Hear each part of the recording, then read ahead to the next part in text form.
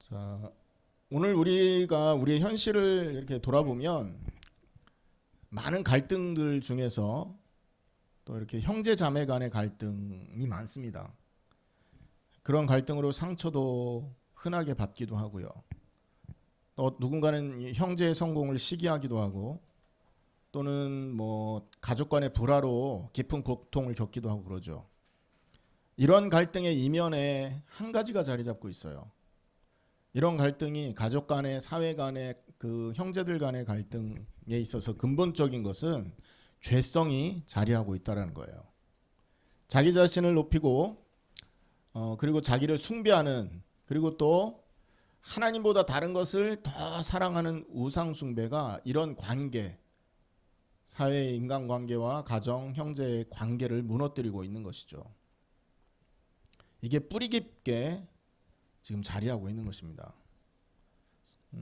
성경에 보면 형제를 미워하는 자마다 살인하는 자요, 하나님을 사랑한다고 말하면서 형제를 미워하면 그는 거짓말쟁이다, 이렇게 강력하게 경고를 하고 있죠. 하나님 대신 자기 자신을 하나님처럼 여기는 마음이 미움과 시기의 불씨가 되는 겁니다. 그래서 가장 가까워해야 되는 형제까지도 등지게 만드는 것이죠. 오늘 본문의 이야기도 보면 그러한 내면의 갈등을 찾아볼 수가 있는 것입니다. 여기에는 야곱의 아들들 사이에서 질투, 미움, 배신의 비극이 표현되고 있죠. 그로 인해서 형들의 시기와 증오를 한 몸에 요셉이 받은 후에 가정에서 멀어지고 또 가정에서 쫓겨나서 이렇게 굉장히 고통을 당하는 그런 사건이 기록되어 있습니다. 이 배경과 전개를 살펴보면서 인간의 죄와 또 현실과 하나님의 계획을 한번 발견해보는 그런 시간을 갖고자 합니다. 그리고 이 옛 이야기지만 이 얘기 안에서 복음의 소망이 무엇인지 이런 부분도 함께 나눠볼 예정입니다. 자, 오늘 본문을 한번 보면요, 1절에서 11절로 문단이 나눠지는데 여기는 야곱이 특별히 아들 그 요셉을 이렇게 그 사랑에 편애를 했다라는 기록이 나오죠. 그래서 그것 때문에 요셉이 미움을 받습니다. 왜냐하면 야곱이 노년의 아들을 얻었잖아요. 그래서 각별히 사랑했던 겁니다. 그래서 채색 옷을 입혔고, 그리고 자기가 사랑했던 라헬을 통해서 태어난 아들이기 때문에 다른 형제들이 받지 못하는 혜택들을 준 거예요. 채색 옷이라는 건 색동정을이 말하는 거잖아요. 그 당시에 염색 기술이 발달하지 않았는데 옷에 염료를 물들인 이런 옷을 입혔다라는 것은 엄청난 그 특혜를 주었다라는 것이죠. 그것 때문에 다른 아들들한테 질투를 불러일으킨 겁니다. 그리고 다른 형제들에게 또 질투를 느끼게 만들었던 두 번째 일이 뭐냐 하면 꿈을 두 번이나 꿨어요. 근데 그 꿈이 곡식 단들이 일어나서 자기 단들한테 절하는 꿈, 그리고 해와 달 11별이 또 자기 별에게 절하는 꿈, 이런 것들을 솔직하게 말한 거죠. 안 그래도 아버지한테 그 너무 아버지가 편애하는 것 때문에 짜증났는데 그런 얘기까지 하니까 얼마나 분했겠습니까? 네가 참으로 우리 왕이 되려고 그러느냐, 이러면서 요셉을 더욱 미워하기 시작했죠. 이것이 아버지의 편애와 요셉의 꿈이 이 형들의 질투심을 유발하는 그런 배경이었던 겁니다. 그리고 12절에 17절에 보면 두 번째 문단이 나오는데 야곱이 요셉을 양치고 있었던 형들한테 심부름을 보낸 거 아닙니까? 그죠? 잘 있는지 안부도 물어보라 하고. 그래서 아들 요셉은 아버지 말씀에 순종해서 멀리 세겜까지 형들을 찾아 나섭니다. 길을 잃어버릴 정도로 방황했지 않습니까? 그죠? 그 사람한테 물어봐서 여기 형들 찾아가려고 하는데 어디냐 그랬더니 여기 떠났다, 도단성으로 가라, 그렇게 말을 해줬지 않습니까? 이런 모습 보면 이 요셉이요, 굉장히 충실한 사람이었던 것 같고요, 성실했고 또 책임을 다하는 순종하는 사람이었음을 또 이렇게 볼 수가 있는 것이죠. 이것은 시기하는 형들과는 대조적인 모습입니다. 그죠? 형들은 요셉을 막 시기하고 질투를 유발하고 어떻게 하면 뭔가 방법을 써서 그 문제를 이렇게 피해 보려고 하는 그런 의도가 보이는데, 요셉은 충직한 성품을 갖고 있었던 겁니다. 그런데 이런 그 그러니까 형들에게 이런 심부름을 갈 때 형들의 마음을 요셉이 알았습니까? 몰랐습니까? 그거 전혀 알지 못하고 형들한테 간 겁니다. 그러니까 입 벌리고 있는 사자 굴에 들어간 것과 같은 모습인 거죠. 그 야곱이 미처 이런 생각을 전혀 못한 거예요. 그죠? 18절에서 28절에 보면 이제 요셉이 오는 걸 보고 형들이 요셉을 죽이려는 음모를 꾸미는 거죠. 자, 꿈꾸는 자가 온다. 요셉을 죽여서 구덩이에 던지자. 이렇게 모의를 합니다. 이때 장남 르벤이 나서서 야, 죽이지는 말고 그냥 빈 구덩이에 던져놓자. 이렇게 계획을 바꿔버리죠. 그리고 이제 요셉이 왔을 때 요셉의 옷을 벗기고 채색 옷을 벗기고 구덩이에 던져버립니다. 여러분 이때 한번 생각해 보세요. 요셉이 얼마나 두려웠겠습니까? 그죠? 울부짖으면서 형들한테 자비를 구했지 않았겠어요? 형님들 나 살려달라고. 내가 이렇게 죽을 짓을 하지 않았지 않냐면서. 이후에 이제 때마침 지나가던 이스마엘 상인들, 미디안 상인들을 보고 넷째 형 유다가 제안을 해서 요셉을 은 20에 이스마엘 사람들에게 팔아넘겼죠. 자, 이렇게 요셉은 형들의 배신으로 애굽에 끌려가게 되는 장면이 세 번째 단원 문단에서 나옵니다. 자, 네 번째 문단, 우리가 읽었던 네 번째 문단에서는요, 나중에 이제 르벤이 와서 요셉이 있었던 굴을 내려다봤는데 요셉이 없는 거야. 그래서 옷을 찢으면서 통곡했습니다만 때는 늦으리. 그죠? 형제들은 염소 피에 적신 채색 옷을 아버지 야곱에게 보내서 요셉이 들짐승들한테 찢겨 죽인 것처럼 꾸밉니다. 그리고 아버지 야곱은 요셉의 옷을 알아보고서는요, 심히 비통하면서 울죠. 슬퍼하며 내가 스올은 지옥을 말합니다. 그 심정이 지옥으로 내려가는 것 같이 괴로워서 내가 지옥으로 내려가서 우리 아들에게로 갈 거다. 같이 죽을 거다. 이 말입니다. 오랫동안 이렇게 애곡을 합니다. 이것은요, 야곱이 젊은 시절에 저질렀던 속임수, 형 에서를 속였던 일의 대가를 이제 말년에 보는 것과 같은 모습인 거죠. 그래서 요셉은 이게 이제 죽었구나. 아버지 야곱은 그렇게 생각하고 살게 됩니다. 근데 문제는 뭐예요? 아들의 시신조차 찾을 수가 없는 거예요, 지금. 비극적인 결말을 맞았구나. 내 사랑하는 아들이 이렇게 비극적인 사건으로 결말을 맞아 짐승에게 물어 뜯긴 채로 인생을 마무리했구나 하면서 얼마나 괴로웠겠습니까? 근데 한번 생각해 보세요. 이 모든 숨막히는 전개 뒤에 보이지 않는 하나님의 손길이 움직이고 있었다라는 것을 우리는 살펴봐야 되는 겁니다. 우리의 인생도 그렇습니다. 많은 일들이 벌어지고 있지만 그 일들 이면에 하나님이 움직이고 계신다. 하나님께서 이 이면에 일하고 계신 것을 볼 수 있는 눈이 필요한 것처럼 오늘 이 본문에서 하나님이 일하고 계시는 거죠. 자, 보세요. 때마침 상인들을 지나가게 했습니다. 맞죠? 그리고 요셉을 데려가서 바로 친위대장 보디발의 집에 팔아버립니다.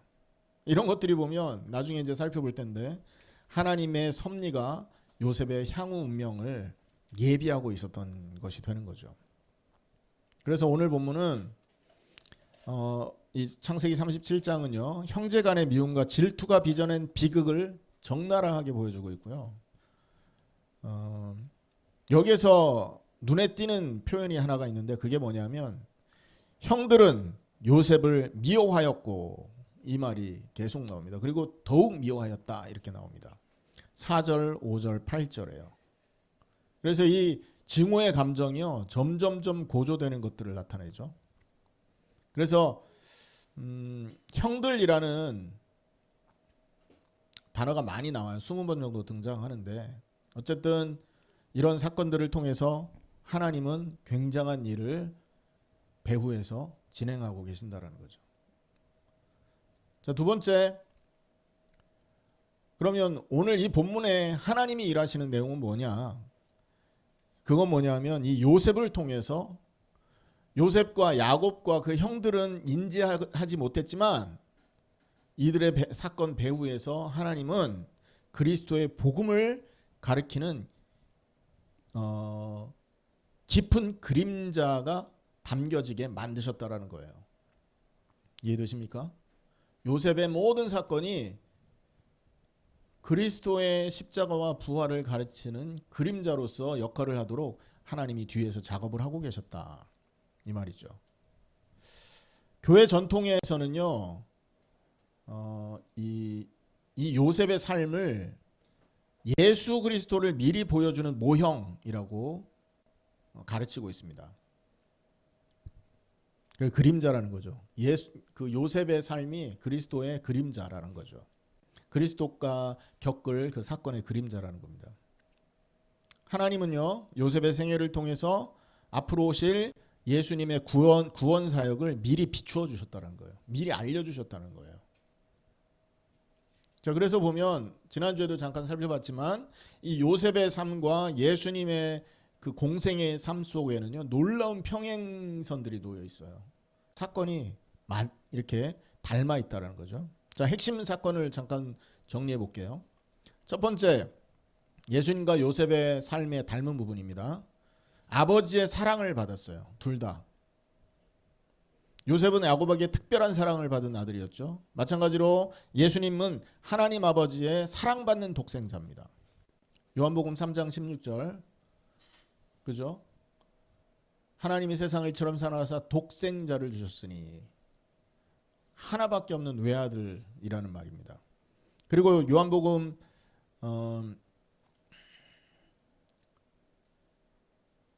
그 요한복음 2장에 보면 예수님이 세례받는 장면에서 하나님이 이렇게 물에 올라오는 예수님에게 하신 말씀이 있죠. 이는 내 사랑하는 아들이요 내 기뻐하는 자라. 예수님이 하나님 앞에 극진히 사랑받는 존재였다라는 거죠. 자, 그런데 이런 사랑받는 아들이 형제들에게는 미움의 대상이었죠. 요셉의 형들은 이유 없이 시기하고 미워하고요. 예수님 또한 미움받았습니다. 그죠? 요한복음 1장 11절에 보면 자기 땅에 오매 자기 백성이 영접지 아니하였다 이렇게 표현합니다. 요셉의 형들이 요셉을 시기한 이 모습은 뭐하고 닮았다 그랬어요? 신약에서 예수님을 십자가에 넘긴 유대 지도자들의 시기하고 같았다라는 거죠. 그 사랑받는 아들이라는 이 축복의 자리가 죄인들의 눈에는 시기의 표적이 된 겁니다. 시기하는 거에 이유가 됐다라는 겁니다.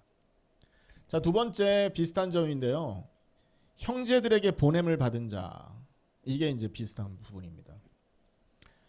야곱은 요셉을 심부름을 보냈어요. 형들의 안부를 알아오라고. 13절 14절에.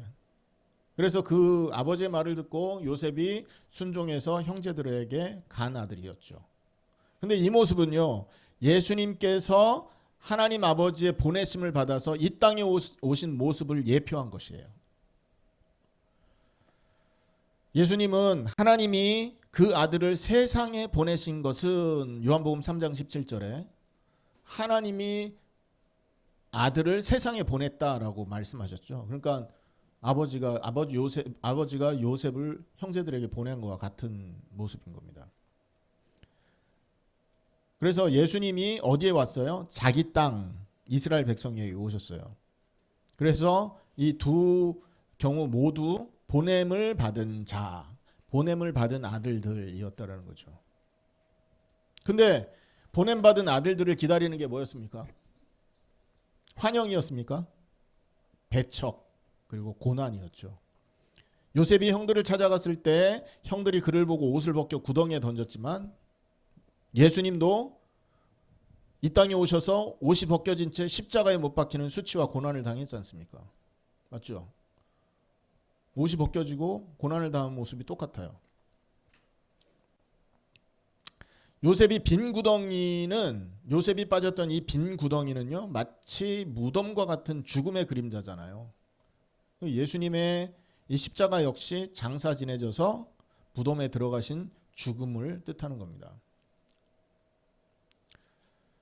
닮아 있죠. 자, 그리고 세 번째입니다. 형들의 시기와 배척이 닮아 있어요. 꿈 이야기를 듣고 더욱 증오했고, 그리고 또 이 시기와 미움의 감정은 결국 요셉을 향한 폭력으로 번졌습니다. 예수님의 생애에서도 동일한 장면이 나오죠. 예수님은 죄인을 구하러 오셨지만 자기 백성들로부터 배척을 당합니다. 그리고 지도자들은 예수님을 시기하고 죽이려고 모의하죠. 마태복음 27장 18절에 군중들까지 나타나서 십자가에 못 박으라고 소리치면서 예수님을 배척합니다. 두 사건의 닮은 점이 뭐죠? 죄 없는 분이 이유 없이 미움받고 거절당한 모습이에요. 그죠? 요셉도 예수님도 그들에게 아무런 잘못을 한 게 없어요. 그렇지만 미움받고 배척당하고 거절당하고 고통당한 거죠. 요셉의 형들이 동생을 원수 보듯이 한 것처럼 예수님 당시에 많은 유대인도 메시아이신 그리스도 예수님을 범죄자 취급하면서 외면합니다. 똑같이 닮아 있죠. 그리고 또 하나 닮아 있는 점, 우리가 가장 쉽게 예상할 수 있는 거, 은에 팔렸습니다. 은전에 팔려요. 예수님은 은전 30냥에 팔리고 요셉은 얼마에 팔렸죠? 20냥에 팔립니다. 요셉의 형 유다가 제안을 합니다. 우리가 손으로 요셉을 해치지 말고 차라리 이스마엘 사람들에게 팔자고 제안하고서는 그 이스마엘 상인들에게 은전 20세겔을 받습니다. 그리고 노예로 팔아버리죠. 이 사건이요, 예수님이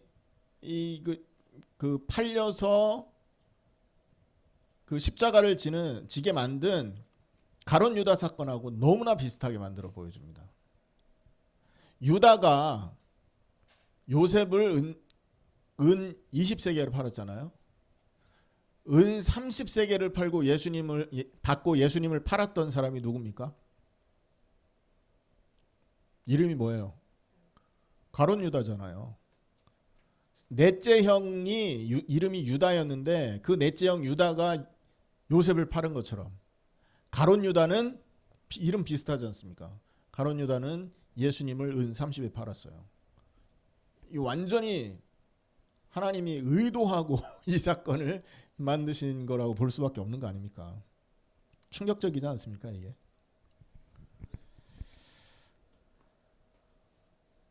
자, 이렇게 요셉이 노예값으로 팔렸는데 예수님은 종의값으로 팔리고 배신당합니다.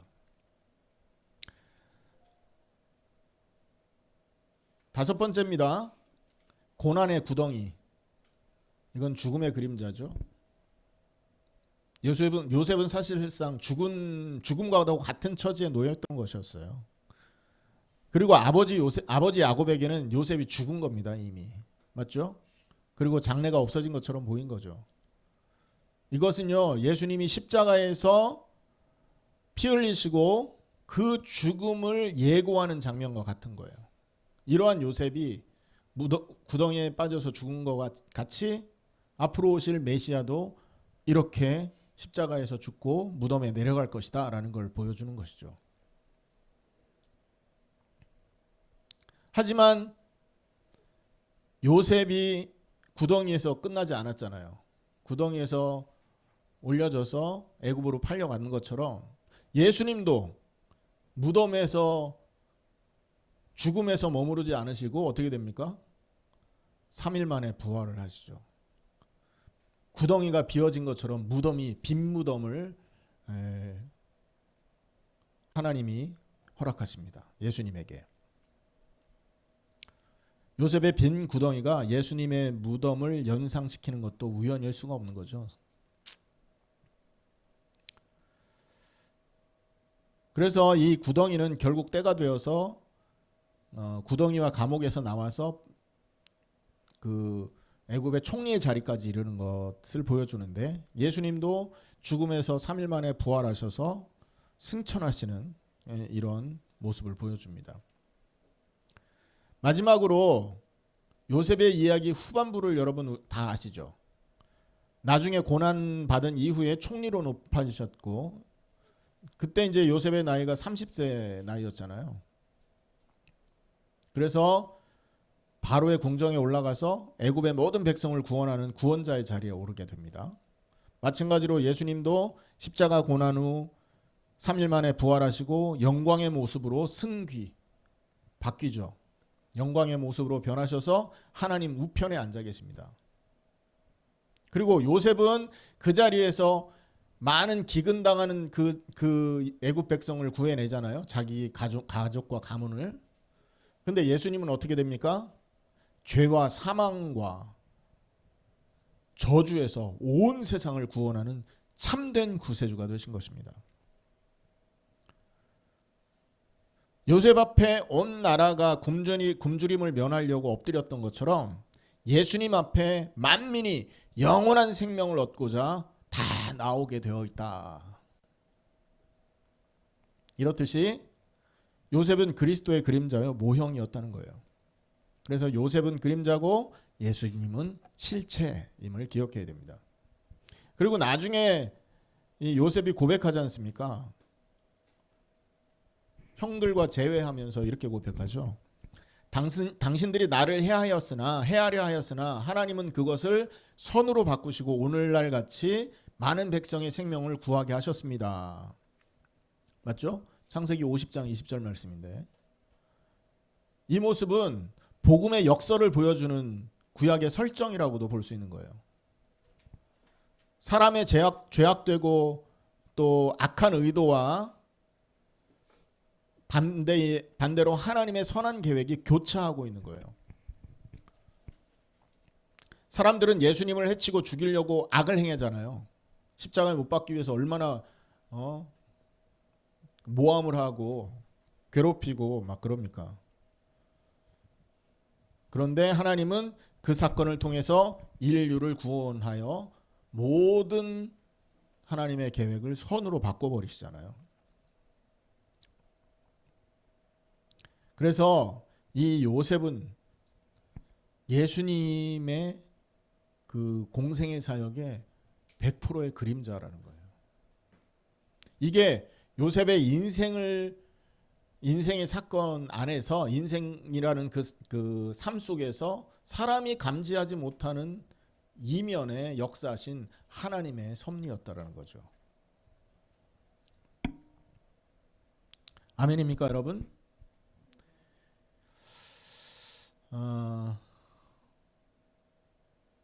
자, 이제 우리가 좀 영적으로 이 부분을 우리에게 적용하는 그런 관점으로 얘기를 좀 나눠봐야 되는데, 요셉의 이야기가 이렇게 십자가와 부활의 그림자임을 성경이 보여주고 있다면, 우리는 이 성경에서 말하는 이 그리스도의 십자가와 부활이 우리 각자의 삶에 어떻게 적용되는지 이거를 알아야 될 거 아니겠어요? 맞죠? 요셉의 삶을 통해서 그리스도를 그림자로 보여주었다면 우리는 그 사실을 이렇게 작업하신 하나님의 의도를 깨달아야 되는 거지 않습니까? 이게 우리 삶 속에 적용돼야 되는 것입니다. 뭐 하라는 거냐? 그리스도의 십자가와 부활을 통해서 만민이 구원받는다라는 걸 보여주고 있는 겁니다. 요셉이 고통당하고 애굽의 총리 자리에서 많은 사람을 구원해낸 것처럼 그리스도의 이 고난과 죽음과 부활과 승천이 온 세상 사람들을 구원하고 있다. 그거를 말해주고 있는 거거든요. 그러면 이 성경을 통해 주신 이 하나님의 메시지가 우리에게는 어떻게 적용됩니까? 그리스도의 연합함으로 적용되게 되는 것입니다. 요셉의 형들이 그리고 많은 백성들이 요셉 앞에 무릎 꿇고 구원을 얻기 위해서 구원을 해달라고 요구를 했지 않습니까? 우리가 그리스도의 십자가와 부활 앞에 무릎을 꿇어야 되는 겁니다. 낮아져야 된다는 거죠. 그게 뭐예요? 최고로 낮아지는 자리. 예수님의 죽음의 자리에 함께 올라가는 게 가장 낮아지는 자리인 겁니다.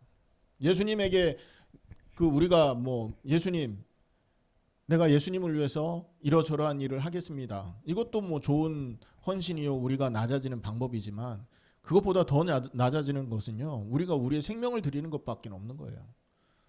예수님이 우리의 생명보다 더 가치 있게 받으실 수 있는 게 있겠습니까? 없지 않습니까? 우리의 죄악된 옛사람의 생명, 가치 없고 지옥 형벌 받아야 될 그 생명을 예수님에게 과감하게 던져버리는 겁니다. 십자가의 죽음 앞에서. 그래서 그 죽음을 우리가 받아들일 수 있다면 그것이 최고 낮아지는 것이고 예수님을 받아들이는 모습이 되는 것이죠. 이게 예수 그리스도와의 연합이 옛사람과의 그 관계를 끊고 새 사람으로 살아가는 유일한 길이 되는 것입니다. 예수 그리스도와의 연합이 우리가 구원받을 수 있는 유일한 길이 되는 거죠. 이것이 바로 복음의 진리가 되는 겁니다. 신약의 사도들은요,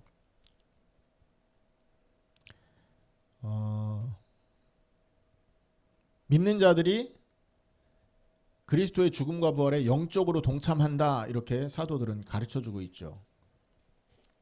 사도 바울이 로마서 6장에서 그렇게 가르치지 않습니까?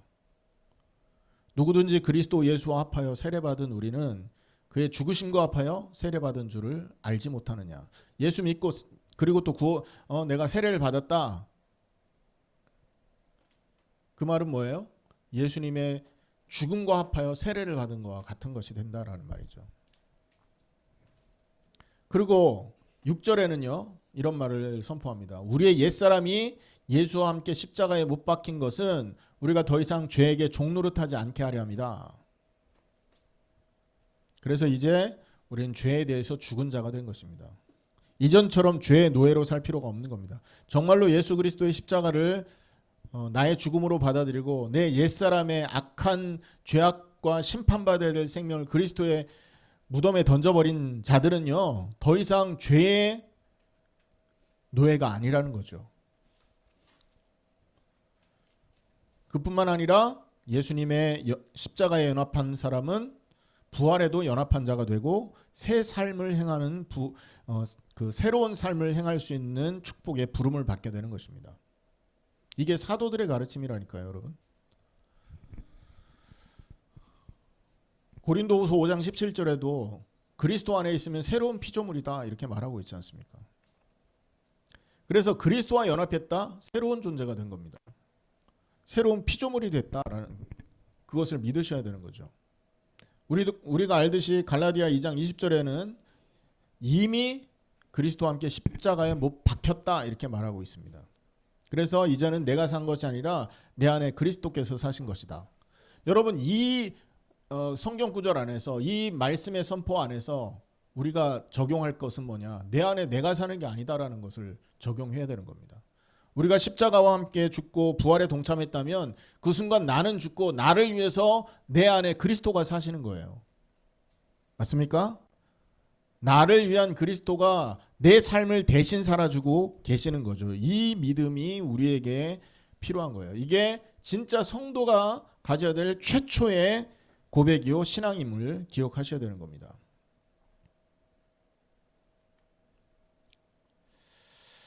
꼭 이 응답을 누리시기를 축원합니다. 자, 그러면 이 진리, 이 복음이 왜 이렇게 중요합니까? 왜냐하면 우리가 살아가는 동안에 이제 죄에 더 이상 끌려다니지 않기 위해서 그렇게 되는 것입니다. 과거의 죄에 얽매여서 끌려다니는 사람들 많거든요. 그죠? 현재 죄 때문에 끌려다니는 사람 많습니다. 저 결혼하고 얼마 안 됐을 때 부부싸움을 엄청 심하게 했어요. 그것도 교회 가기 전에. 주로 보면 교회 나오는 부부들 보면 차 안에서 많이 싸우거든요. 근데 감사한 거는 싸우고 가서 은혜 받았어요. 할렐루야. 근데 복음이 없었다면요, 그 상황 가운데서 교회를 안 갔을 거예요. 에이, 열받아 하면서. 물론 내가 그 당시에 부목사였고 부교육자였기 때문에 안 갈 수는 없었습니다만, 평신도들 싸우고 교회 안 나오는 경우 굉장히 많거든요. 그리고 이번 주에 내가 나쁜 짓을 했으니까 하나님 앞에 얼굴 들기 힘들다 하면서 안 가는 사람도 있고요. 그 말은 뭐냐? 죄의 종이 되어 있다는 거잖아요. 옛사람 끝나 있다니까요. 더 이상 과거의 죄 때문에 질질 끌려다니는 존재가 아니라고요. 왜냐? 나를 위해서 내 안에 그리스도께서 계십니다. 그 나의 연약한 부분을 능력의 그리스도가 해결해 주실 수 있는 충분한 하나님이시라는 거예요. 하나님은요, 우리의 영혼을 바라보시지 우리의 행위를 바라보는 게 아닙니다.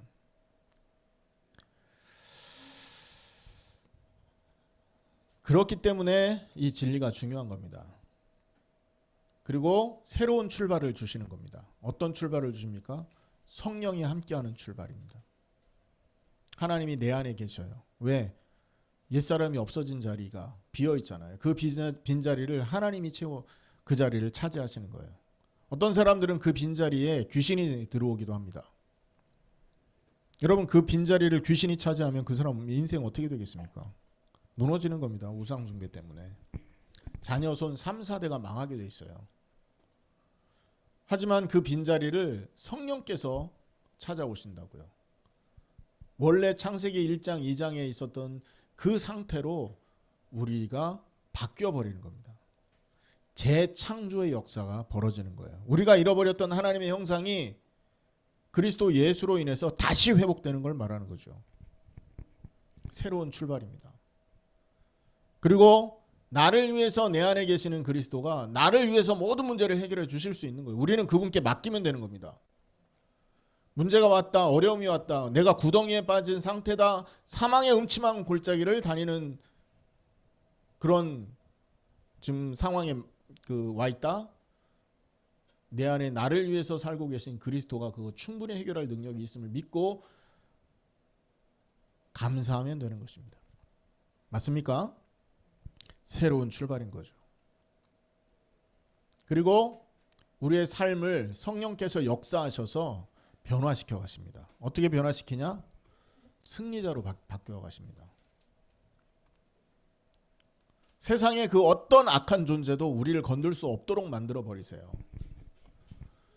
여러분, 마태복음 16장 13절에 19절에 보면 음부의 권세가 너를 이기지 못하게 하겠다. 이 고백하잖아요. 이 약속을 하시잖아요. 사람들이 인자를 누구라 하느냐? 너희는 나를 누구라 하느냐? 시몬 베드로가 대답하여 가로되 주는 그리스도시요 살아계신 하나님의 아들입니다를 고백했을 때 바요나 시몬아 네가 복이 있구나. 이것을 알기에는 혈육이 아니고 하늘에 계신 아버지다. 내가 이 반석 위에 내 교회를 세우리니 음부의 권세가 이기지 못하게 하겠다. 이렇게 말씀하셨어요. 반석 위에 있기 때문에 사단 권세가 건들지 못한다. 지옥 권세가 너를 침범하지 못한다 얘기잖아요. 그 반석이 누굽니까? 예수 그리스도입니다. 반석 되신 그리스도 예수가 내 안에 계시니까 사단이 건들 수 없는 존재가 된다니까요. 아멘? 말씀을 그대로 믿으시면 되는 겁니다. 사단은요, 우리를 공격할 수 있는 근거가 딱 한 가지예요. 그게 뭐냐면 죄인, 우리가 죄를 갖고 있을 때 공격할 수 있는 겁니다. 근데 우리의 죄는 지금 어떻게 됐습니까? 우리의 죄 지금 어떻게 됐어요? 그리스도의 십자가에서 이미 죽어 없어졌잖아요. 이미 2000년 전에. 그리고 그 사실을 내가 믿지 않습니까? 그럼 나는 옛사람입니까? 새사람입니까? 죄 없는 새사람으로 사는 거예요. 그러면 사단이 건들 수 있는 통로가 없는 거라니까요. 그래도 현실은 우리가 죄를 짓고 넘어질 때 있습니다.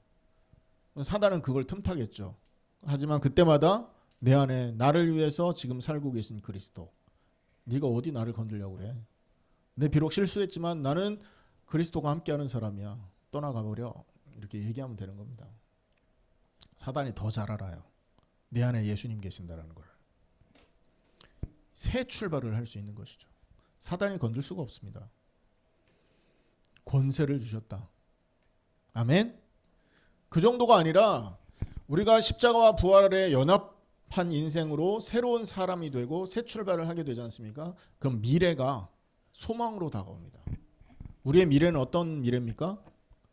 하나님의 나라, 천국. 하나님의 백성들이 모여서 영원히 하나님을 경배하고 하나님을 높이는 그 천국의 백성으로 등록된 거예요. 이름이. 우리의 미래는 보장받은 것이죠. 최근에 엊그제 한국의 유명한 코미디언 한 사람이 지병으로 돌아가셨거든요. 사람들이 엄청 많이 오더라고요.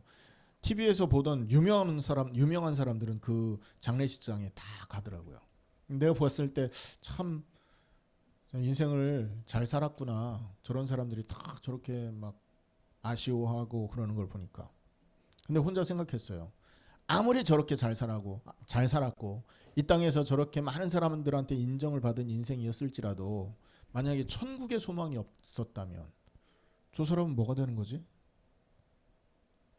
안 그래요, 여러분? 이 땅에서 영광스러운 사람이었을지라도 죽음 이후에 하나님에게 외면받아서 지옥 형벌을 받아야 될 그런 상황이라면 이 땅의 영화와 부귀가 아무 소용이 없는 거 아닙니까?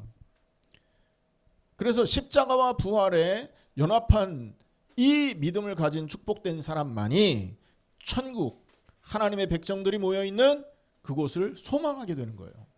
미래가 보장되는 겁니다. 그래서 새 출발이 주어진다. 믿으시면 아멘. 응답 있기를 바랍니다.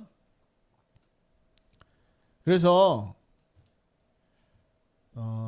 성경은 이런 연합의 진리를 단순히 그냥 교리로만 묶어두지 않습니다. 동시에 우리한테 권면도 해요. 무슨 권면을 하냐? 에베소서 4장 22절에서 24절에 보면 너희는 옛사람을 벗어버리고 새 사람을 입었으니 이제 그리스도 안에서 합당하게 살아라. 이렇게 말한다니까요. 이제 실제 삶에서도 옛사람의 방식을 벗어버리라라는 요청이죠. 그래서 예수님도 말씀하십니다. 아무든지 나를 따라오려거든 자기 십자가를 지고 자기를 부인하라 이렇게 말씀하십니다. 십자가를 지라 이 말은 뭐예요? 죽음을 의식하라. 죽음을 인식해라. 2000년 전에 내가 십자가와 함께 죽어 있다라는 이 사실을 짊어지고 살아라라는 겁니다. 그래서 그 십자가를 지고 나를 부인해라. 여기서 나는 새로운 사람의 나일까요? 옛사람의 나일까요? 부인해야 되는 나. 옛사람의 나를 부인하라는 겁니다. 죽어 없어졌는데 자꾸 옛사람의 삶을 짊어지고 산다면 죽은 자가 아닌 거잖아요. 그래서 예수님은 이렇게 권면하고 있는 겁니다. 옛사람이 죽고 새 사람이 된 신분에 걸맞고 또 그에 합당한 삶, 옛 삶의 방식에서 벗어나는, 그래서 십자가 지고 나를 부인하는 이런 사람으로 살아가라라는 얘기죠. 맞습니까? 결론입니다. 오늘 우리는 창세기 37장 이 요셉 고난 이야기를 살펴봤죠. 그리고 이 고난의 이야기를 통해서 복음의 구조를 발견했습니다. 저는 그냥 예수님과 이 요셉의 삶이 닮아있다 정도, 큰 덩어리로 고난, 십자가, 부활, 승천 이 정도였거든요.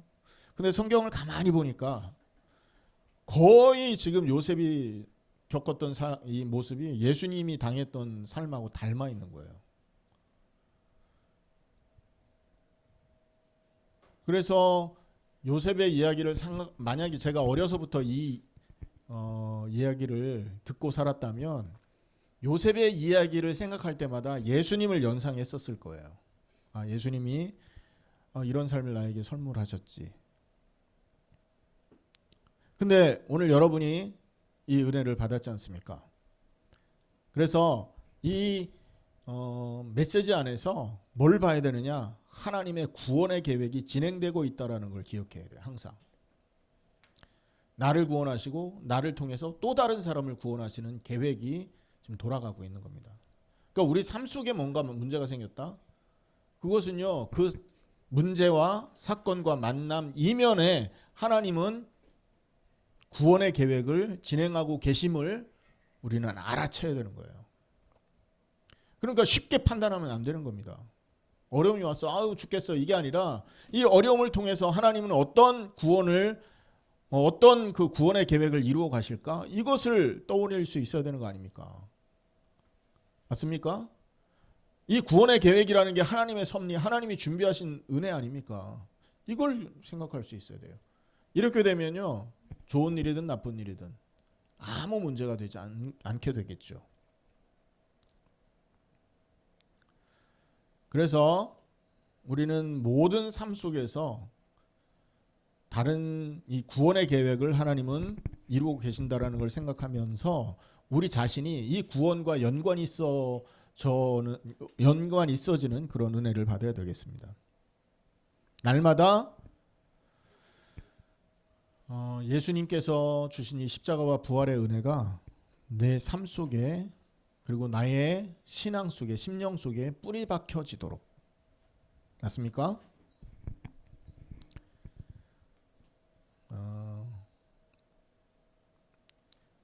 두 가지 적용점을 좀 얘기를 한다면, 먼저 내적인 영적인 삶 속에서 하나님 앞에 회개하는, 그리고 그 회개라는 건 뭡니까? 십자가와 함께 죽은 사실을 받아들일 때 회개가 진짜 되는 겁니다. 내가 실수하고 죄 지은 거 옛사람의 모습이잖아요. 이게 2000년 전에 죽어 없어졌다는 걸 받아들이는 게 진짜 회개라고요.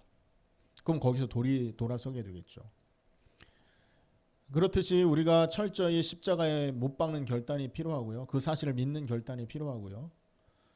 또 우리 안에 이 그 요셉의 형들이 가지고 있었던 미움, 또 질투, 이런 죄성을 발견했다면 예수님의 십자가 앞으로 갖다 내려놓으시는 그런 한 주간 되기를 바랍니다. 두 번째는요, 우리가 예수님의 권면이 있다고 그랬잖아요.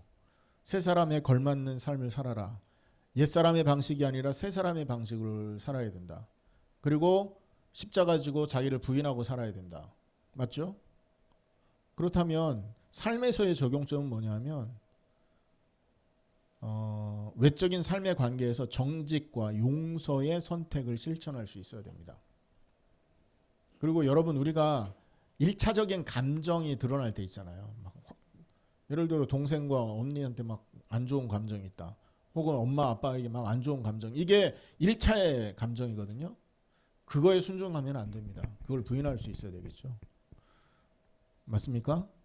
그거에 순종하지 않고 정말로 하나님이 원하시는 사랑이랑 온유, 화평, 그 성령의 9가지 열매를 선택할 수 있는 그런 결단의 적용이 이번 한 주간에 있어야 될 줄 믿습니다. 자, 요셉의 이야기와 십자가의 그림자, 그 십자가를 통해서 우리에게 주신 이 구원, 그리고 구원을 통해서 받은 응답과 우리의 삶의 방향, 이런 내용을 오늘 나눴는데, 이 말씀 그대로 기도 제목 잡으시고 그 안에서 큰 응답 누리시는 여러분 되기를 예수님의 이름으로 축원합니다. 기도하겠습니다.